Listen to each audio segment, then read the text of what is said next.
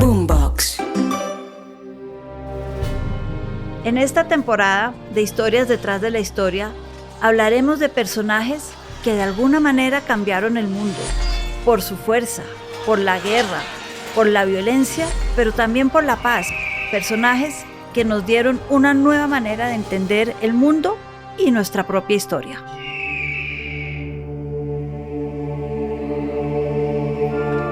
En el episodio de hoy hablaremos de una mujer que me encanta, una mujer que todos hemos oído nombrar acá y que fue realmente majestuosa, porque fue una reina por sus propios medios, no por ser la esposa de nadie. Reinó sobre territorios que en ese momento eran desconocidos. Reinó sobre una España que terminó unificándola. Acabó con los moros y llevó a España del medioevo al Renacimiento. La convirtió en imperio. Vamos a hablar de Isabel la Católica de España.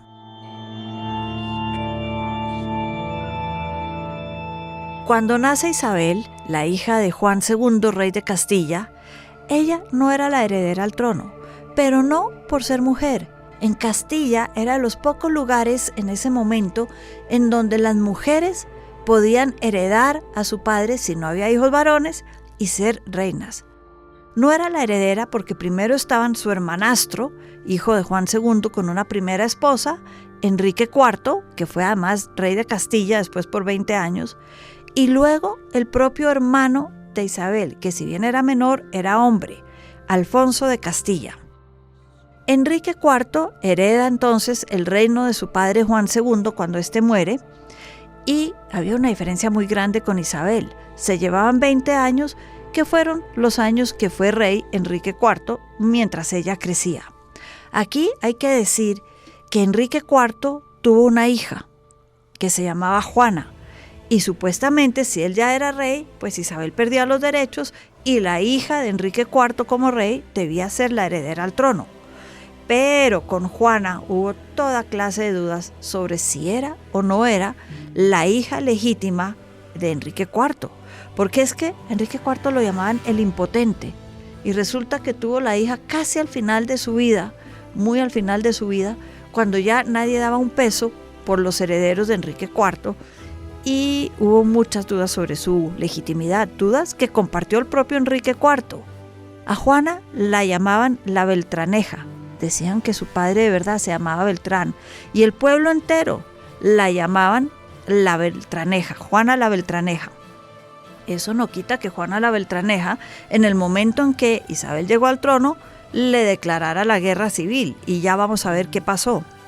El caso es que Isabel estaba alejada del trono, hasta que ocurren toda clase de cosas, y su hermano muere, y Enrique IV deja de reconocer a su hija Juana y nombra a Isabel como su legítima heredera.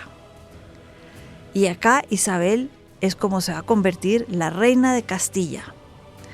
Y tuvo un gran aliado siendo reina, no hay que desconocerlo, se llamaba Fernando de Aragón, rey por sus propios medios de Aragón y Cataluña. Pero ella era más importante, Castilla era mucho más grande. Castilla es casi todo lo que hoy conocemos como España, con excepción de Navarra, Cataluña, Aragón y Granada, donde todavía estaban los moros. Entonces, Isabel se convierte en reina. Y las fechas a veces en la vida le juegan a uno toda clase de trucos. Y hay fechas que no sabemos por qué se nos repiten en la vida. Isabel tuvo una de estas fechas, tanto cuando fue reina, como cuando murió, como con lo que logró hacer. Y esa fecha además es clave para nosotros también, es el 12 de octubre. El primer 12 de octubre que fue importante para Isabel fue cuando conoció a Fernando de Aragón, que les acabo de decir se convirtió en su gran compañero, en su amigo, y aunque no lo crean, matrimonio arreglado, se convirtió en el amor de su vida. Realmente se quisieron entre ellos dos y se conocieron un 12 de octubre de 1469. Y resulta que para esa fecha ella ya era la heredera del trono de Castilla, pero Enrique IV, al reconocerla a ella y no a su hija, le dijo: perfecto, pero me reservo el derecho de nombrarte marido. ¿Por qué? Porque Enrique IV la quería casar con el rey de Portugal y exportarla para Lisboa y ver a ver qué hacía después con la sucesión en España. Isabel, enterada de todo esto, se escapó del palacio de Enrique IV diciendo que iba a ver la tumba de su hermano, una excusa legítima, la dejaron salir, se fue para Valladolid, se encontró con Fernando de Aragón y se casó a escondidas. La heredera del trono de Castilla se casó a escondidas. Y peor aún, ella y Fernando eran primos y necesitaban una dispensa del Papa para poder casarse. Y cuando la pidieron, ¿qué dijo el Papa? No. Dijo que no se las daba porque ya le había dado una dispensa a Isabel para casarse con el rey de Portugal y no iba a darle 2 dispensas a la misma persona. Total, falsificaron la dispensa con la firma del Papa anterior que había muerto hacía 5 años. Convencieron al obispo de Valladolid y se casaron en un matrimonio que durante los 2 primeros años todo el mundo dijo no es legal, no es legítimo ni a Dios ni a la gente. Pero se casaron, además se cayeron muy bien desde el principio y pelearon por sus reinos. Convencieron a Enrique IV de la legitimidad del matrimonio y a los 2 años muere el Papa, llega uno nuevo y ese sí les da la dispensa y ya el matrimonio se convierte legítimo a los ojos de Dios y del mundo. Todo empezó un 12 de octubre de 1469.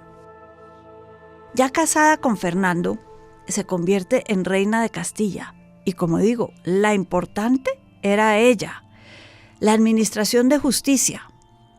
Accedió a compartirla con Fernando. Esto era un gran tema para los reyes de ese momento. Pero se guardó el derecho de hacerlo sola cuando no estuviera Fernando. Es decir, no había que esperar al rey para gobernar o administrar las provincias. Si bien el nombre de Fernando en todos los documentos iría primero, yo, el rey, y luego yo, la reina, el escudo de Castilla, el escudo de la casa Isabel, era el escudo del reinado. Era el escudo de armas que se usaba. Es decir, ella era la importante. Ella decidía qué hacer, con quién ir a la guerra y cuándo. Y así lo decidió cuando decidió irse a la guerra, uno, contra su hermanastra, primastra, Juana la Beltraneja, que le declaró la guerra apenas subió al trono. Y Fernando de Aragón salió al rescate de Isabel, cual caballero que era, reunió un ejército y peleó contra Juana la Beltraneja y eventualmente ganaron. Juana la Beltraneja se fue recluida a un monasterio y no se volvió a saber de ella. Isabel era ahora la reina, otra vez usó la palabra legítima, ya sin problemas de sucesión. Y dice ella, lo primero que hay que hacer es reunificar toda la península ibérica. Ya hablaremos de Portugal, decía ella, pero miremos qué está pasando en Granada, y es que ahí todavía estaban los árabes y los moros. Entonces declararon la guerra a lo que se llamaba el Reino Nazarí de Granada. Y fue una guerra muy larga, siempre al mando de Fernando de Aragón, su gran capitán, su marido, el rey. Y lograron expulsar a los moros en 1492, el 2 de enero de 1492, ese día queda la ciudad libre de los moros y se convierte en parte del reino de Castilla. Todavía no hablamos de España, se convierte en parte del reino de Castilla. También en 1492 es el año en que, con esta idea de reunificación, se habla de la expulsión de los judíos de España. Y los expulsaron de España, es decir, España se vuelve una con el reino de Castilla y el reino de Aragón, un idioma, una religión, y de ahí que el Papa los apodara y les diera el beneficio de llamarse los Reyes Católicos. Pero a todas estas había aparecido en el escenario un señor genovés que desde 1485, 7 años antes, perseguía a la reina por los diferentes lugares en el que ella estaba. Se llamaba Cristóbal Colón. Y Cristóbal Colón la perseguía para que le diera plata para explorar lo que se llamaba en ese momento el Mar Tenebroso. El Mediterráneo era el Mare Nostrum, nuestro mar, el que se conocía muy bien. Todo lo que nosotros conocemos como el Atlántico era desconocido y se llamaba el Mar Tenebroso. Entonces el señor pedía plata para recorrer el Mar Tenebroso y llegar a las Indias. En 1492, sentada en la Alhambra, en el Salón del Trono, que es espectacular, feliz por todas sus conquistas, la reina católica ahora decide darle la plata a Colón. Y ahí viene este otro 12 de octubre, 1492, que todos conocemos también. Y el último 12 de octubre, que realmente impactó la vida de Isabel la Católica, fue en 1504, el año de su muerte, y fue el año en el que ella dispuso su testamento. Un 12 de octubre tiene fecha el testamento de Isabel la Católica. En ese hablaba de la reconquista de Granada. Para ella eso fue lo más importante en su vida y por eso pidió que la enterraran en Granada, junto con Fernando si quería, o si no que la llevaran donde quisiera Fernando, pero ella quería Granada. También nombra como heredero a Carlos, su nieto, que en ese momento tenía 4 años, hijo de Juana la Loca. No quería que el marido de Juana la Loca gobernara. Entonces nombra a Carlos, su heredero, y a Fernando, confiando en la longevidad de los de Aragón, en el regente. Y así fue hasta que en 1516 muere Fernando de Aragón y Carlos se convierte en ese emperador Carlos V que reinó sobre toda Europa, el nieto de Isabel la Católica.